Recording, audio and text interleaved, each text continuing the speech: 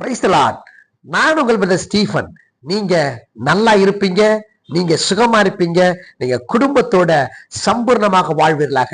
ஆண்டவரும் அருமை போதகர் ரட்சகருமான இயேசு கிறிஸ்துடைய இனிய நாமத்தினாலே, கர்த்தருடைய நாமத்தினாலே நான் உங்களை ஆசீர்வதிக்கிறேன். நீங்கள் தொடர்ந்து குடும்பம் குடும்பமாக, பேர் பேராக, சந்ததி சந்ததிகளாக ஆசீர்வாதமாக இருப்பீர்களாக. அல்லேலூயா. தேவனுக்கு பிரியமான சொந்த ஜனங்களே, இந்த நாள்ல வேத தியானத்திற்காக எடுத்துக்கொள்ளப்பட்ட வேத வசனம் ஆதியாகமம் 2ஆம் அதிகாரம் 18ஆம் வசனம். ஆதியாகமம் 2ஆம் அதிகாரம் 18ஆம் வசனம். நான் வாசிக்கிறேன், கேளுங்க. பின்பு தேவனாகிய கர்த்தர், மனுஷன் தனிமையா இருப்பது நல்லதல்ல, ஏற்ற துணையை அவனுக்கு உண்டாக்குவேன் என்றார். இன்னைக்கு நம்ம எடுத்துக்கொள்கிற தலைப்பு ஏற்ற துணை. நல்ல கவனிங்க தேவனுக்கு பிரியமான சொந்த ஜனங்களே, தேவன் இந்த உலகத்தை படைக்கும் போது முதல் நாளை பார்த்து நல்லது என்று கண்டார். அந்த உலகத்துல வானம், சந்திரன், சூரியன், ஆகாய பிரிவுகள் மற்ற அனைத்தும், பூமியில் வாழ்கிற அத்தனை மிருகங்கள், மரம், செடி, கொடிகள் அத்தனையும் படைக்கும் பொழுது நல்லது நல்லது என்று கண்டவர். ஆனா இங்க சொல்றாரு, தேவனாகிய கர்த்தர், மனுஷன் தனிமையா இருப்பது நல்லதல்ல. பாத்தீங்களா?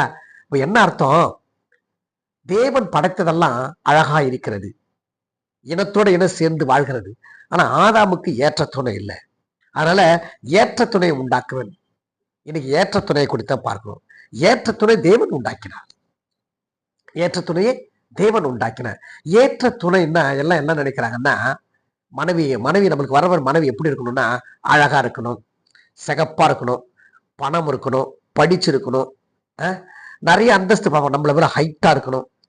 இப்படிதான் எல்லாம் இயல்பா எல்லாம் எதிர்பார்ப்பாங்க. அது பெரிய விஷயம் இல்லைங்க.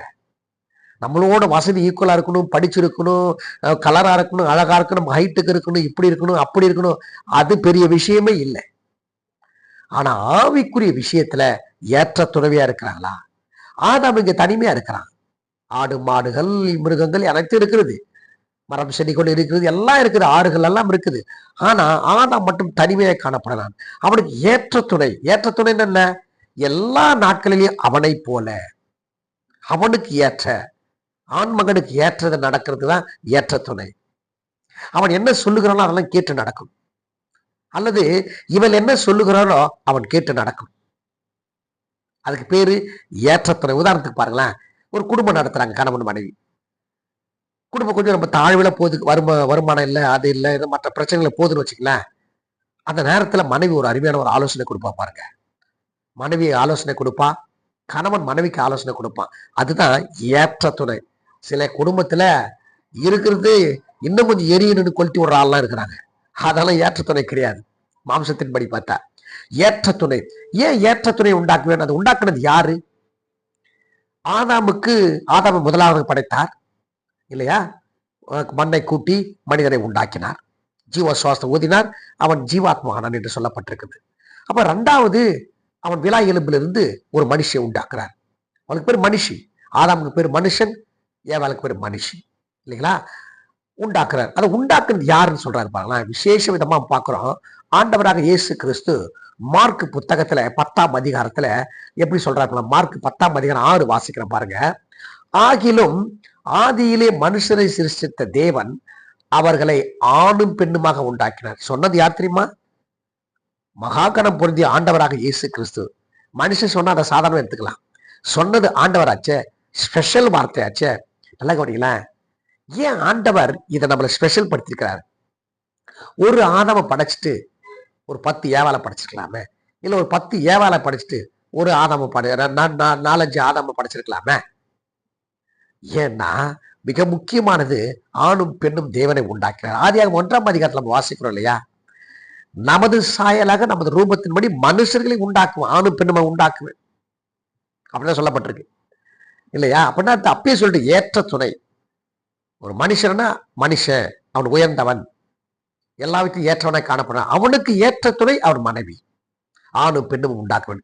சொன்னது யாரு? இங்க சொல்றாரு பாரா, ஆதியிலே.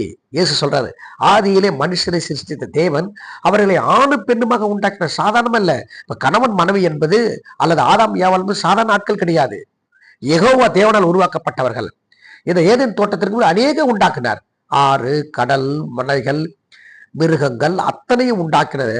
அதை காட்டிலும் கடைசியாக அந்த 7ஆம் நாள் 6ஆம் நாளிலே உண்டாக்கின கணவன் மனைவி தான் ஸ்பெஷல் என்று சொல்லப்பட்டிருக்கிறது.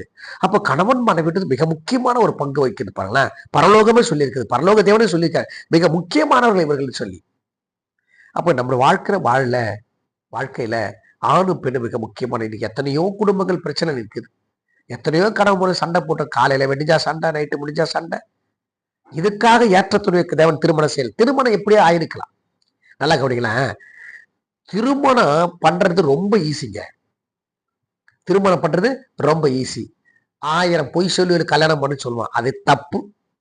1000 உண்மையை சொல்லி கல்யாணம் பண்ணுங்க, திருமணம் ஈஸியா முடிஞ்சிடும். ஆனா தேவன் அவர்களுக்கு ஆயுசு நாட்கள், அதன் பிறகு திருமணம் முடிஞ்ச பிறகு வாழ்நாள் முழுவதும் ஒன்றாக வாழ்வது ரொம்ப கஷ்டம். பாருங்களேன், எத்தனையோ குடும்பத்துல பிரச்சனை, சத்துரு பிரச்சனை, வியாதி பிரச்சனை, பண பிரச்சனை, மாமியார் மருமகள் கொடுமைகள் பிரச்சனைகள், சொத்து கொடுமைகள் பிரச்சனை, நிறைய எண்ணிக்கிட்டே போலாம்.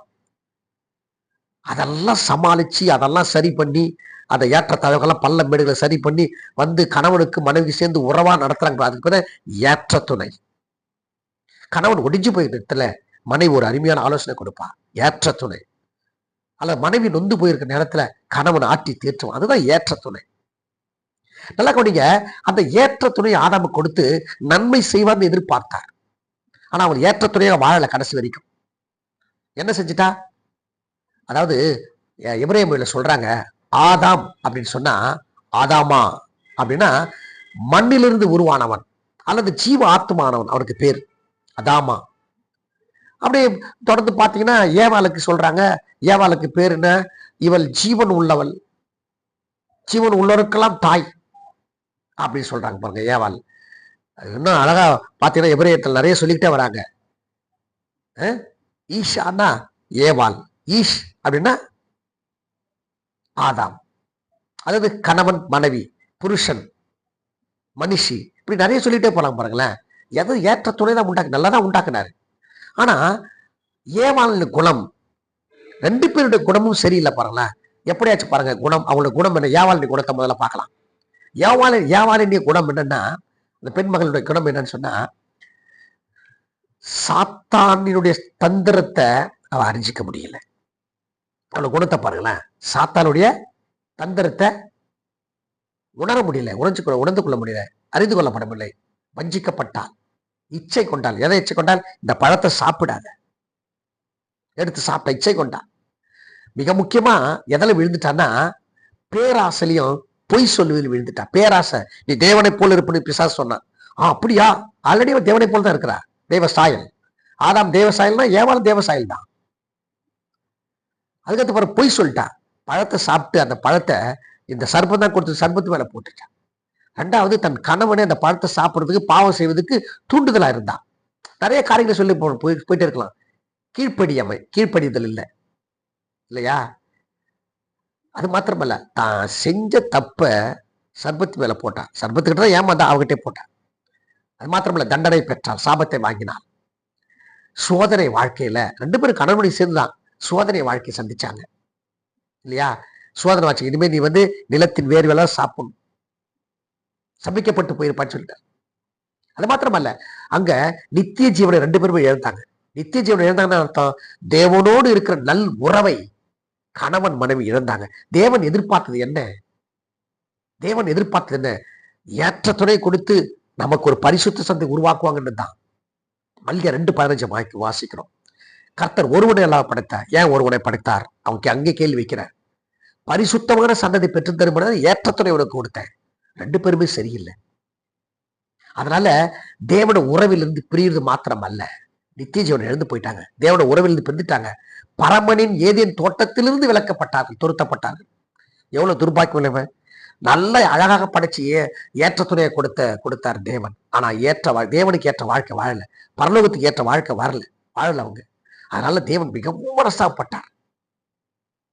ஆதாம் சாதாரணம் இல்ல, ஜீவ ஆத்மா உள்ளவன், ஜீவ ஆத்மானவன், ஜீவன் உள்ளவன். ஆனா கருத்துல பாத்தீங்களா, ஜீவன் எல்லாமே போயிட்டான். பார்த்தார், மிக வேதனை. அந்த அப்படிப்பட்ட தம்பதிகள் இருக்கக்கூடாதுன்றதுக்காக புதிய ஏற்படும் முதல் ஆதாம் அவன் எழுந்துட்டான். 2ஆம் மாதாக ஆண்டவராக இயேசு கிறிஸ்து வராரு பாருங்களேன். எப்படி வராரு பாருங்களேன், அதே ஏற்ற துணை நம்ம கொடுத்தாராம். அப்ப ஏற்ற துணைன்றது கணவன் மனைவி. அப்ப புதிய ஏற்பாட்டுல அந்த ஏற்ற துணை தேவன் உண்டாக்கினது. மார்க்கு புத்தகம் வாசம் தேவன் உண்டாக்கினது. தேவன் உண்டாக்கினது என்னைக்கு ஃபெயில் ஆகக்கூடாது, மாறக்கூடாது, அழியக்கூடாது. அழியக்கூடாது என்றைக்கு நான் ஏற்படுத்தியது ஏற்ற துணை தான், வாழ்ந்துதான் ஆகணும் அப்படின்னு சொல்லிதான் இயேசு கிறிஸ்து நமக்காக அனுப்புறார். அப்ப நமக்கு யார் ஏற்ற துணை? அவருக்கு யார் ஏற்ற துணை? இயேசுதான் நமக்கு கணவன். அவருக்கு ஏற்ற துணை யாருன்னா சபைதான். நமக்கு சபைதான் அவருக்கு ஏற்ற துணை. ஒரு வசனத்தை வாசிக்கிற பாருங்க, அவர் யாருன்னு சொல்லப்பட்டிருக்கும். அவரு யாரு? கொலோசியர் புத்தகத்துல 1ஆம் அதிகாரத்துல சொல்றாங்க பாருங்களேன், 18ஆம் வசனம். இயேசுவே சபையாகி சரீரத்துக்கு தலைவனானார். சபைன்றது யாரு? நம்ம தான் சபை. மனவாட்டி தான் சபை. மனவாட்டிக்கு யாரு தலைவர்? இயேசு கிறிஸ்து கணவன். அழகாய் சொல்லப்பட்ட வார்த்தை இப்படி பார்க்கிறோம். எபேசியர் புத்தகத்தை கூட வாக்கிற 5:23 கிறிஸ்து தலையாய் இருக்கிறாருன்னு சொல்லப்பட்டிருக்கு. புருஷனும் மனைவிக்கு தலையா இருக்கிறார். அது மாத்திரமல்ல, எபேசியர் புத்தகத்தில் அழகாய் சொல்லப்பட்டிருக்கு 2ஆம் வசனத்துல கடைசி வசனம், எல்லாவற்றாலும் நிரப்புகிறவருடைய நிறைவாகி சரீரமான சபைக்கு அவரை எல்லாவற்றுக்கும் மேலாக தலையாக தந்தறினார். ஒரு அலையிலே சொல்லமா, தேவனுடைய திட்டம் என்ன? முதல் மனிதனை படைத்து, முதல் ஆதாமை படைத்து அவருக்கு ஏற்ற துணையை கொடுத்தானா ஏற்ற வாழ்க்கை வாழல, எனக்கு ஏற்ற வாழ்க்கை அவங்க வாழல. அதெல்லாம் 2ஆம் ஆதாமு கிட்ட என்ன கொடுக்குறாரு? 2ஆம் ஆதாமை புருஷனாக அனுப்புறார். இயேசு கிறிஸ்து மானிட புருஷனாக வருகிறார். யாரு மனவாட்டி? சபை. நாம தான் மனவாட்டி. ஏற்றத்துணை யாரு? சபை தான் அவருக்கு ஏற்றத்துணை. எப்படி பாருங்க, எவ்வளவு அழகா ஆண்டவர் திட்டம் பண்ற பாருங்க. ஆனா இன்றைக்கு நாம தேவனோடு வாழ்கிறோமா? அப்போ ஆதி அகமத்துல போட்ட திட்டம் ஃபெயில் ஆயிடுச்சு. ஆனா புதிய ஏற்பாட்டுல போட்ட திட்டம் ஃபெயில் ஆகல. ஃபெயில் ஆகாத அளவுக்கு நம்ம பார்த்துக்கொள்ளணும். அதனால தான் நம்ம மனவாட்டி, ஏற்றத்துணை. அப்ப அந்த நாட்களிலேயே ஏதேன் தோட்டத்திலே ஆதாமுக்கு ஏற்றத்துணை ஏவாள் கொடுத்தாங்க. பாவம் செஞ்சு தேவன் தோட்டத்தை விட்டு விலகி போன, தேவன் உறவை விட்டு ஓடி போயிட்டாங்க. ஆனா இன்றைக்கு அப்படி இல்லை. மகாகாலம் பொருந்திய மணவாளனாக இயேசு கிறிஸ்து கொடுத்திருக்கிறார். சபைதான் நாம தான், விசுவாசி சபை நாம தான் அவருக்கு ஏற்ற மனவாட்டி. இன்னைக்கு இயேசுக்கு ஏற்றதெல்லாம் வாழ்ந்திருக்கிறீங்களா? சற்று சிந்திச்சு பாருங்களேன். ஏற்றுக்கு மணவாளனுக்கு ஏற்ற வாழ்க்கை நம்ம வாழ்ந்திருக்கிறோமா? இன்னைக்கு குடும்பத்துல எத்தனை பேர் குடும்பத்துல சண்டை சச்சரவுகள். இன்னைக்கு கோர்ட்ல பார்த்தோம்னா, ஹைகோர்ட் மேல் கோர்ட்ல பார்த்தோம்னா டைவர்ஸ் கேஸ் தான் அதிகமா இருக்கு. ஏன்னா ஏற்ற துணை தான் தேவன் கொடுத்தார். தேவன் கொடுத்ததும் நல்லதுதான். ஆனா ஏற்ற துணை அவனால ஏற்றுக்க முடியல, அவளால ஏற்றுக்கொள்ள முடியல இன்னைக்கு காலத்துல. அதனால கொலோசி சபைக்கு அழகா சொல்றாரு பவுல் எப்படி சொல்றாரு பாருங்களேன். கொலோசி சபைக்கு 3ஆம் அதிகாரத்துல 18 வசனம், மனைவிகளே கர்த்தருக்கு ஏற்கும்படி, நல்ல கர்த்தருக்கு ஏற்கும்படி உங்கள் புருஷனுக்கு கீழ்ப்படிந்தீர்கள். முதல்ல மனைவி தான் சொல்றேன். ஏன்னா 2 தீமோத்தேயு 2ஆம் அதிகாரம் சொல்றாங்க, ஏவாள் தான் முதலில் வஞ்சிக்கப்பட்டாள். சொல்றது மனைவிகளே அப்படின்னா சபையே, நம்மளதான் சொல்ற சபையே, பெண் பிள்ளைகளே கர்த்தருக்கு ஏற்றது எப்படி நீ கீழ்ப்படி, அது ஒரு கணவனுக்கு மாம்சத்தின்படி ஒரு கணவனுக்கு கீழ்ப்படி. என்ன சொல்ல வருகிறாருன்னா, இயேசுக்கு எவ்வளவு மரியாதை கொடுப்பீங்க? மனவாட்டிகள்லாம் கேட்டுக்க, மனவாட்டியெல்லாம் கேட்டுங்களேன், ஸ்திரீகள்லாம் கேட்டுங்க, சகோதரிகள். இயேசுக்கு எவ்வளவு மரியாதை கொடுப்போமோ அந்த மரியாதையை கணவனுக்கு கொடுன்னு சொன்னார். ஏன்னா எபேசியர் 5:23-24 வாசிக்கிற விட்டன்ல, கிறிஸ்து சபைக்கு தலையா இருக்கிறது போல உங்களுக்கு கணவர் தான் தலை. அப்ப கணவனை மதிக்க கற்றுக்கொள்ளப்பட வேண்டும் இல்லையா? கணவனை மதிக்க கற்றுக்கொள்ளப்பட வேண்டும். அது மாத்திரமல்ல, மனைவி கணவனும் மனைவியை மதிக்க கற்றுக்கொள்ளப்பட வேண்டும். கணவனை மதிக்கணுமா? இன்னைக்கு ஏன் கணவனை மதிக்கணும்? அதுல பவுல் கொரிந்தி சபைக்கு எப்படி எழுதுறாரு பாருங்களேன். கொரிந்தி சபைக்கு எப்படி எழுதுறாரு பாருங்க, அழகா எழுதுறாரு. 11ஆம் அதிகாரத்துல புருஷனானவன் எப்படிப்பட்டவன்? அப்ப ஆதாமா இருக்கட்டும், இயேசு கிறிஸ்தா இருக்கட்டும், புருஷன் எப்படிப்பட்டவன் சொன்னா அழகா சொல்றாங்க. 1 கொரிந்தியர் 11ஆம் அதிகாரத்துல 7ஆம் வசனம், புருஷனானவன் தேவனுடைய சாயலும் மகிமையா இருக்கிறபடினாலே. புருஷன் எப்படிப்பட்டவன்? தேவ சாயல், தேவனுக்குரிய மகிமை பெற்றவன் புருஷன். அவனுக்கு நம்ம மரியாதை கொடுத்தார். நீங்க 3ஆம் வசனத்துல வாசிக்கிற 1 கொரிந்தியர் 11:3, ஒவ்வொரு புருஷனுக்கும் கிறிஸ்து தலையா இருக்கிறார் என்றும், ஸ்திரீக்கு புருஷன் தலையா இருக்கிறார் என்றும், கிறிஸ்துக்கு தேவன் தலையா இருக்கிறார் என்றும் நீங்கள் அறிய வேண்டும் என்று விரும்புகிறேன். இன்றைய கால அருமையான தம்பதிகளுக்கு இந்த வசனம். இயேசு கிறிஸ்துக்கு தேவன் தலை, இயேசு கிறிஸ்து மனுஷனுக்கு தலை, மனுஷன் தான் பொண்டாட்டிக்கு புருஷனுக்கு தலை, மனைவிக்கு தலை. எவ்வளவு அழகா சொல்றா பாருங்களா. அப்ப 4 விதம் காணப்படுகிறது. மனுஷன், மனுஷி, இயேசு கிறிஸ்து, தேவன். இதுதாங்க வாழ்க்கை. கீழ்ப்படுதல் கற்றுக்கொள்ளப்பட வேண்டும். கீழ்ப்படுதல். கணவனுக்கு இயேசு கிறிஸ்து எவ்வளவு மரியாதை கொடுக்கிறீங்களோ அவ்வளவு மரியாதை யாருக்கு கொடுக்கணுமா? கணவனுக்கு கொடுக்கப்பட வேண்டும். நல்ல கவனிங்க. திருமணம் என்பது சாதாரணம் அல்ல. திருமணம் என்றாலே சுத்திகரிக்கப்பட்ட வாழ்க்கையா. முதல் ஆதாம் யாவலும் பரிசுத்தமாய் படித்து பரிசுத்தமா குடும்ப வாழ்க்கை கொடுத்தாரு. ஆனா அவங்க அந்த வாழ்க்கையே நாசப்படுத்திட்டாங்க, அவமானப்படுத்திட்டாங்க, இச்சைப்படுத்திட்டாங்க, கொச்சைப்படுத்திட்டாங்க, பாவப்படுத்திட்டாங்க. ஆனா ஆண்டவராக இயேசு கிறிஸ்து புதிய ஏற்பாடுல நம்ம கொடுக்கப்பட்ட மணவாளன் புருஷன், அவர் எப்படி நம்ம செலக்ட் பண்ண பாருங்களா மனவாட்டி. திருமணம் எப்படி சொல்றாங்க? திருமண எபேசியர் 5ஆம் அதிகாரம் திருமண சட்டம் எப்படி நம்ம ஒவ்வொரு மானுட மகனும் திருமணம் செய்திருப்பான். அந்த திருமணம் எப்படிப்பட்டதான் வாசிக்கிற பாருங்க. எபேசியர் 5ஆம் அதிகாரத்துல 26, 27 வாசிக்கிற பாருங்க. தாம் அதை திருவசனத்தை கொண்டு தண்ணீர் முழுக்கினால் சுத்திகரித்து பரிசுத்தமாக்குறதுக்கும் கரை திரை முதலானவை ஒன்றும் இல்லாமல் பரிசுத்தம் பிழையற்றதுமாய் இருக்கிறதுமான மகிமுள்ள சபையாக அதை தமக்கு முன் நிறுத்திக் கொள்வதற்கு தம்மை ஒப்பு கொடுத்தார். இது ஞானஸ்தானத்தை குறிக்கிறது. எப்படி ஒரு மனுஷன் எப்படி ஞானஸ்தானம் எடுப்பான்? சுத்திகரிக்கப்பட்டு பாவத்தை விட்டு ஒழிஞ்சு ஞானஸ்தானம் பிதாக்குமார் பரிசுப்பா தன்னுடைய பாவத்தை எல்லாம் பரிசுத்தாவிற்குள்ள கொடுத்துட்டு எழுந்து வரும் புதிதாக எழுந்திருப்பான். இது ஒரு ஞானஸ்தானம், முழுக்க ஞானஸ்தானம். அப்போ ஒவ்வொருவனும் ஞானஸ்தானம் எடுக்கிறதுக்காக எதை ஈக்குவல் பண்ணனா திருமண வாழ்க்கைக்கு ஒத்து போறார். திருமண வாழ்க்கைன்னா ஞானஸ்தானம் எப்படி பரிசுத்தமோ அதே போல திருமண வாழ்க்கை பரிசுத்தம். அதனாலதான் ஏற்றத்துறை ஒரு மனுஷன் கொடுக்குறான். இன்னைக்கு ஞானஸ்தானத்தை அசால்ட்டா எடுக்கிறான், கணவனை அசால்ட்டா பாக்குறான். இன்னைக்கு கணவன் மனைவி ஒன்றா இருக்கிறாங்களா? சந்தோஷம் இருக்கணும் கணவன் மனைவிக்குள்ள. இன்னைக்கு அப்படி இருக்குது. கொஞ்ச நாள் தான் சந்தோஷம், அப்படி கிடையாது. அதுதான் மனைவிகளே உங்கள் சொந்த புருஷன் கீழ்ப்படிந்திருக்கு. எபேசியர் பொறுத்த தெளிவா சொல்லப்படுது. சரி, இப்ப கணவன் என்ன செய்யணும்? மனைவிக்கு கீழ்ப்படிந்திருக்கணும். அதே கொலைசீர் புத்தகங்களை வாசிக்கிறோம் பாருங்களேன். கொலைசீர் புத்தகம் 3ஆம் அதிகாரத்துல கணவன் என்ன செய்யணும்? 19ஆம் வசனம், புருஷர்களே உங்கள் மனைவிகளில் அன்பு கூறுங்கள், அவர்கள் மேல் கசந்து கொள்ளாதீர்கள். கணவன் 2 காரியத்தை செய்யணும். அன்பு கூறணும், கசந்து கொள்ளாது. கோபம். சில பேர் பார்த்தீங்கன்னா கோபம் வச்சா மூஞ்சி 10 கோணம்லாம் காட்டுவான் மனைவி கிட்ட, மனைவி 25 கோணம்லாம் காட்டுவான். அப்படிலாம் இருக்கக்கூடாது. புருஷர்களே உங்கள் மனைவிகளில் அன்பு கூறுங்கள். 1:13 வாசிக்கிற அன்புன்னா என்னன்னு சொல்லப்படுற. நீ அன்பு செலுத்தலைன்னா ஊழியத்துல மாத்திரமல்ல, மனைவிக்கே முதல்ல அன்பு செலுத்து. குடும்பத்தை முதல்ல பாரு. மனைவியிடத்துல அன்பு செலுத்தலைன்னா நீ ஒன்றுமே இல்லைன்னு சொல்லிட்டார். 2வது உனக்கு ஒரு பிரயோஜனமே இல்லைன்னு சொல்லிட்டார். அன்பு சகலத்தையும் தாங்கும். அது 2வது சொல்றாரு, கசந்து கொள்ளாதீங்க, அவளை அன்பு செலுத்துங்க. எபேசியர் புத்தகத்துல அழகாய் சொல்லப்பட்ட வார்த்தை பார்க்கிறோம் இல்லையா? அங்க சொல்றாரு பாருங்களேன், அந்தபடியே புருஷர்களும் தங்கள் மனைவிகளை தங்கள் சொந்த சரீரங்களை பாவித்து அவர்கள் அன்பு கூற வேண்டும். தன் மனைவில் அன்பு கூறுகிறவர்கள் தன்னில் தானே அன்பு கூறுகிறார். எபேசியர் 5ஆம் அதிகாரம் 29ஆம் வசனம். தொடர்ந்து சொல்லிக்கிட்டே வர 30ஆம் வசனத்துல, நாம் அவருடைய சரீரத்தின் அறைகளாயும் அவருடைய மாம்சத்திற்கும் அவருடைய எலும்புகளுக்கு உரியவளாக இருக்கிறோம். இது நிமித்தம் மனுஷன் தன் தகப்பனையும் தன் தாயை விட்டு தன் மனைவியுடைய சேர்ந்து இருவரும் ஒரே மாம்சமாய் இருப்பார்கள். எப்படி எனில், அப்படியே வாசிக்கிறே வராரு, எப்படி எனில் உங்களில் அவனவன் தன்னிடத்தில் அன்பு கூறுவது போல தன் மனைவியிடத்தில் அன்பு கூற கடவுள்.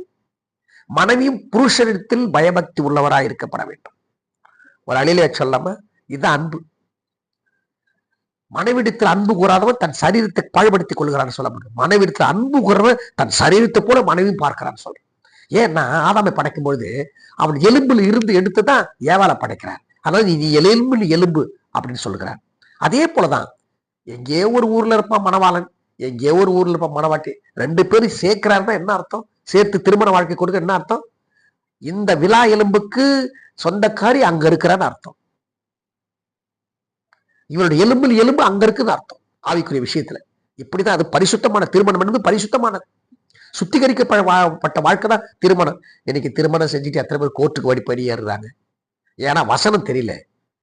கணவன் மனைவி எப்படி வாழணும், அன்பு வாழணும் தெரியல. ஏன்னா அவங்க அப்பா அம்மா சரியா வாழாதனால இதுங்களும் இப்ப வாழாது போயிடுது. இதான் இன்னைக்கு. அதான் ஆண்டவர் சொல்ற ஏற்றத்துறையே கொடுத்த ஆதியாகமத்துல முதல் மனுஷனுக்கு அவன் எல்லாவற்றையும் விட்டுட்டான். 2 பேர் சேர்ந்து விட்டது மாட்டில பாவம் சேர்ந்து பரலோக ராஜ்யத்தை எடுத்துட்டாங்க. தேவனாக என்னுடைய உறவை மறந்து போய் விட்டார்கள் சொன்னார். ஆனா புதிய ஏற்பாட்டுல வந்த ஆதாம் இயேசு கிறிஸ்து இல்ல, எனக்கேற்ற மனைவி, எனக்கேற்ற துணை என் சபைதான், என் மனவாட்டி தான்.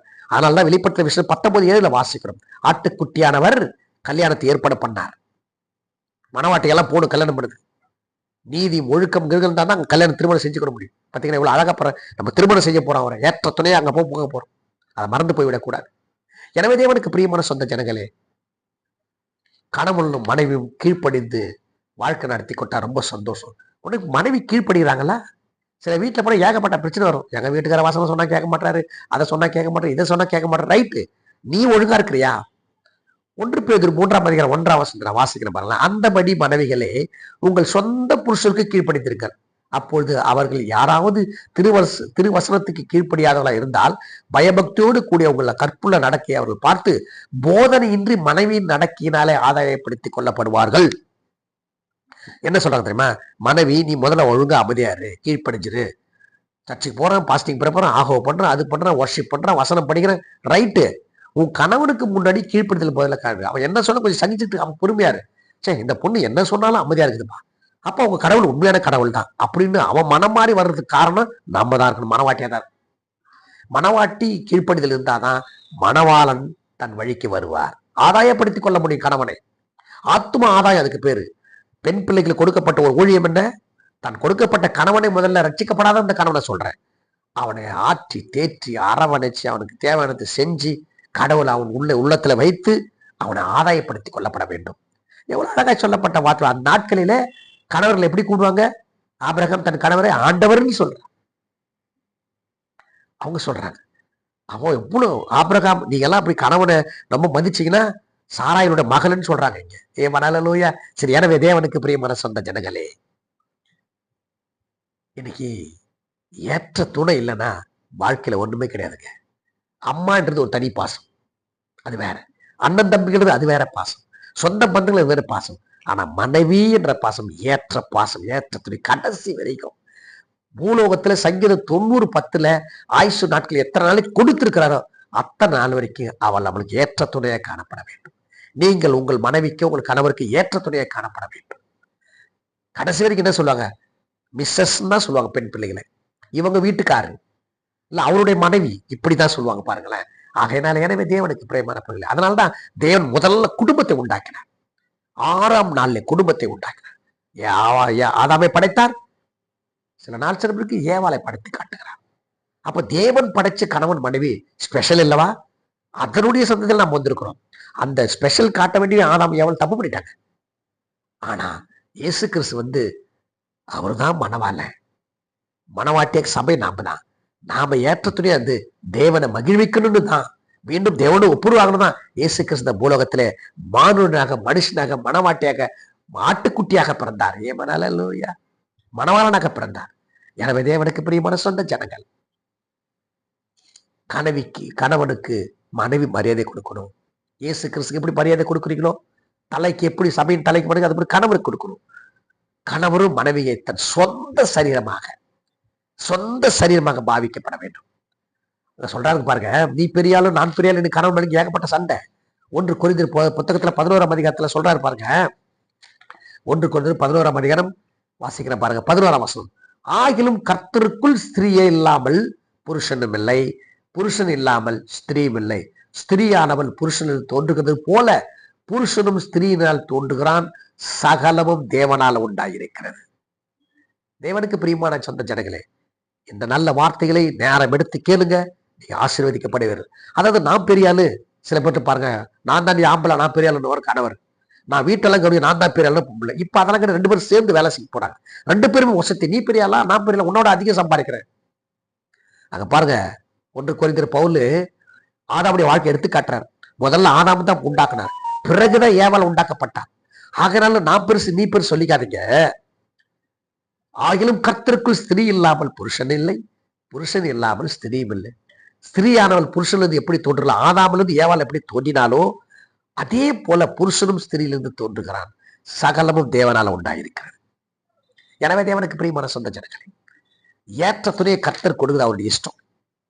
எனக்கு டாக்டர் பொண்டாட்டி கிடைக்கலையே, எனக்கு இன்ஸ்பெக்டர் மாப்பிள்ளை கிடைக்கலையா, இப்படியெல்லாம் அநேக வீட்டில் நான் இன்னும் கொஞ்சம் வெயிட் பண்ணியிருந்தா நல்ல வாழ்க்கை போயிருப்பேன். அதெல்லாம் கிடையாது. தேவன் என்ன தீர்மானம் பண்ணிக்கிறார், உனக்கு ஏற்ற துணை அவள் தான் தீர்மானம் பண்ணியிருப்பார். அதனால கர்த்தர் கொடுத்தது பரிசுத்தமானது வாழ்க்கை. யெகோவா தேவன் கொடுத்தது திருமண வாழ்க்கை. அதை தேவன் கொடுத்தார்ன்ற மரியாதையோட, அன்போட, பயத்தோட வாழ்வோமானால் நடத்துவோம், கணவன் மனைவி வாழ்வோங்களா, நமக்கு பிறக்கிற சந்ததி நிச்சயமாய் ஒன்று பரிசுத்த சந்ததி, இரண்டாவது ஒழுக்கமுள்ள சந்ததி, தேவனை உயர்த்துகிற சந்ததியாய் மாறும். தேவன் தாமே உங்களை ஆசீர்வதிப்பாராக. உங்கள் குடும்பங்கள், உங்கள் பிள்ளைகள், உங்கள் வேலை ஸ்தலங்கள், உங்கள் ஊழியங்கள், உங்கள் வருமானங்கள், உங்கள் பயணங்கள், உங்கள் உடல்நிலைகள் யாவற்றையும் கர்த்தர் ஆசீர்வதித்து காக்க கடவராக. God bless you. Praise the Lord.